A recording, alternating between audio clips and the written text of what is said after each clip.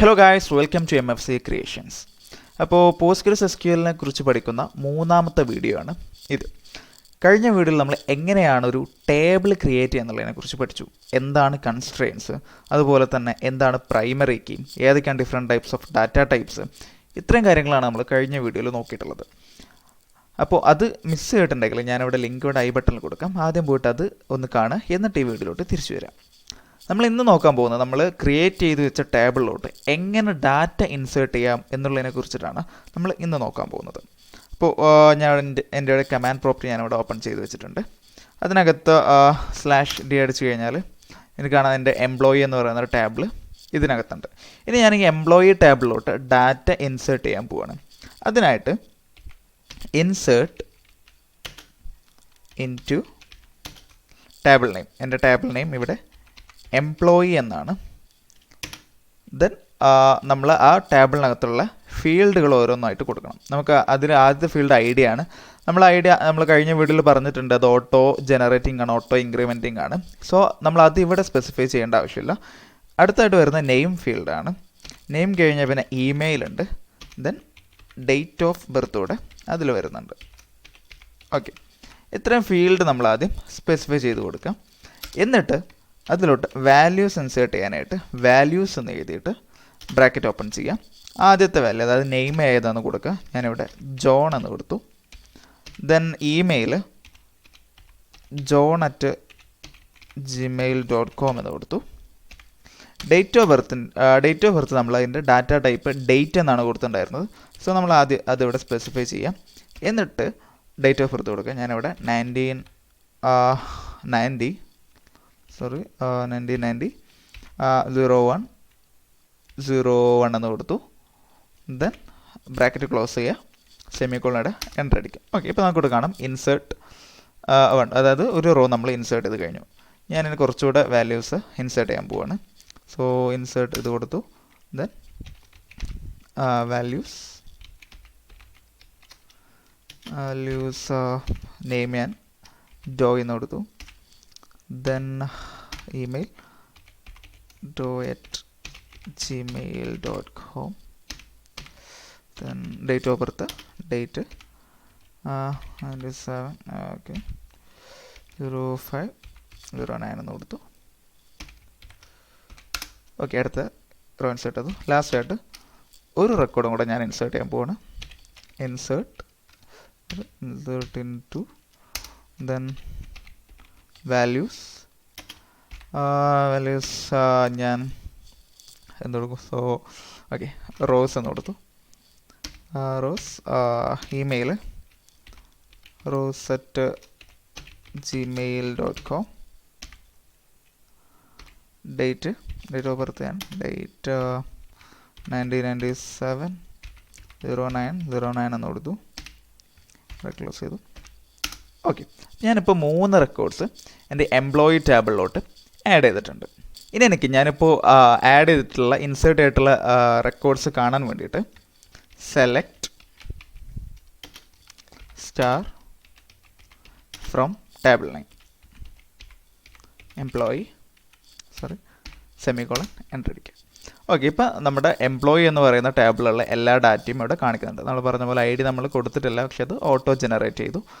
Okay, ബാക്കി നമ്മൾ കൊടുത്ത നെയിം ഇമെയിൽ ഡേറ്റ് ഓഫ് ബർത്തും ഇവിടെ ടേബിളായിട്ട് ഡിസ്പ്ലേ ചെയ്തിട്ടുണ്ട്. ഇനിയിപ്പോൾ എനിക്ക് ഈ ടോട്ടൽ എല്ലാ ഡാറ്റയും ഡിസ്പ്ലേ ചെയ്യേണ്ട, എനിക്ക് നെയിമും ഇമെയിലും മാത്രം ഡിസ്പ്ലേ ചെയ്താൽ മതി, അല്ലെങ്കിൽ നെയിം മാത്രം ഡിസ്പ്ലേ ചെയ്താൽ മതി. അങ്ങനെയാണെങ്കിൽ നമ്മൾ ഈ സെലക്ട് ഈ സ്റ്റാറിന് പകരം ഏത് ഫീൽഡാണോ നമുക്ക് വേണ്ടത് കൊടുക്കുക. ഞാനിപ്പോൾ ഇവിടെ നെയിം മാത്രം കൊടുത്തു, ഫ്രം എംപ്ലോയി. ഓക്കെ, ഇപ്പോൾ എൻ്റെ ടേബിളിലുള്ള നെയിം മാത്രമാണ് ഇവിടെ ഡിസ്പ്ലേ ചെയ്തിട്ടുള്ളത്. ഇനിയിപ്പോൾ എനിക്ക് നെയിമും അതുപോലെ തന്നെ ഇമെയിലും വേണം വിചാരിക്കുക. അപ്പോൾ നെയിം കഴിഞ്ഞിട്ട് ഒരു കോമ കൊടുക്കുക, ദെൻ ഇമെയിൽ എന്ന് കൊടുത്തു. എൻ്റർ അടിച്ചു കഴിഞ്ഞാൽ ഇപ്പോൾ എനിക്ക് നെയിമും അതുപോലെ തന്നെ ഇമെയിലും എനിക്കിവിടെ ഡിസ്പ്ലേ ചെയ്തിട്ടുണ്ട്.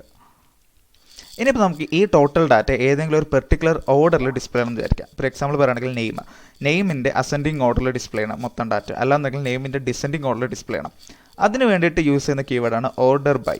അപ്പോൾ അത് ചെയ്യാൻ വേണ്ടിയിട്ട് select star from table employee then order by ഏതിൻ്റെ ഓർഡറിലാണെന്ന് സ്പെസിഫൈ ചെയ്യാം. ഇപ്പോൾ നെയിമാണ് കൊടുക്കുന്നത്. So order by name.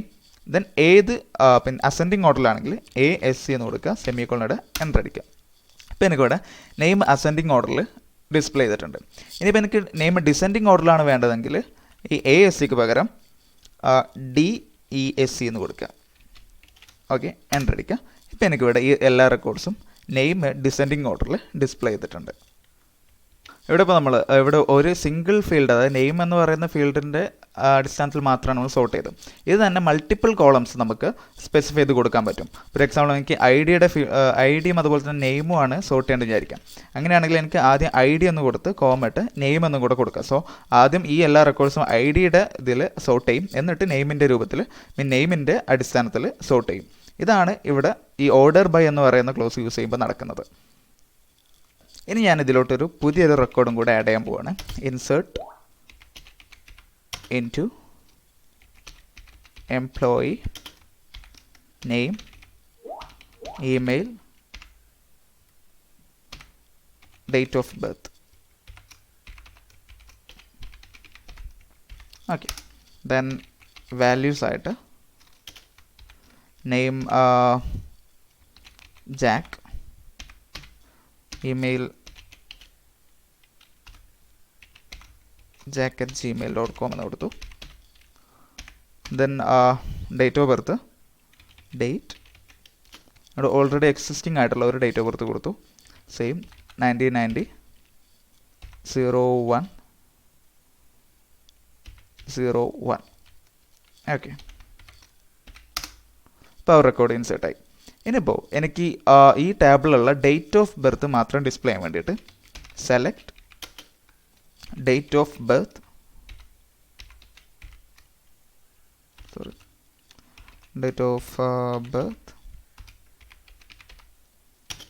From employee. Okay, ഇപ്പോൾ എനിക്കിവിടെ നമ്മുടെ ടാബിലുള്ള എല്ലാ ഡേറ്റ് ഓഫ് ബർത്തിനോട് ഡിസ്പ്ലേ ആയിട്ടുണ്ട്. ഇവിടെ 1990/01/01. ഇത് തന്നെ 2 തവണ റിപ്പീറ്റ് ചെയ്ത് വന്നിട്ടുണ്ട്. കാരണം ഒരേ റെക്കോർഡ് നമ്മൾ ലാസ്റ്റായിട്ട് ഇൻസേർട്ട് ചെയ്തതും സെയിം ഡേറ്റ് ഓഫ് ബർത്തിലാണ്. സോ അതുകൊണ്ടാണ് ഇത് റിപ്പീറ്റ് ചെയ്ത് വന്നത്. ഇനിയിപ്പോൾ എനിക്ക് യുണീക്ക് ആയിട്ടുള്ള, അതായത് ഒരു ഡേറ്റ് ഓഫ് ബർത്ത് ഇപ്പോൾ 1990 ഈ ഒരു ഡേറ്റ് ഓഫ് ബർത്ത് ഓൾറെഡി ഉണ്ടെങ്കിൽ വീണ്ടും അത് ഡിസ്പ്ലേ ചെയ്യേണ്ടെന്ന് വിചാരിക്കാം. അതായത് യുണീക്കായിട്ട് എത്ര എണ്ണം ഉണ്ട് എന്നുള്ളത് മാത്രം ഡിസ്പ്ലേ ചെയ്താൽ മതി. അങ്ങനെയാണെങ്കിൽ അതിന് വേണ്ടിയിട്ട് യൂസ് ചെയ്യുന്ന കീവേഡാണ് ഡിസ്റ്റിങ്ക്റ്റ്.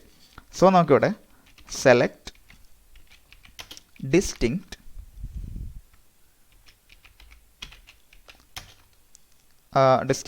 എനിക്ക് വേണ്ടത് ഡേറ്റ് ഓഫ് ബർത്ത് ആണ്. So date of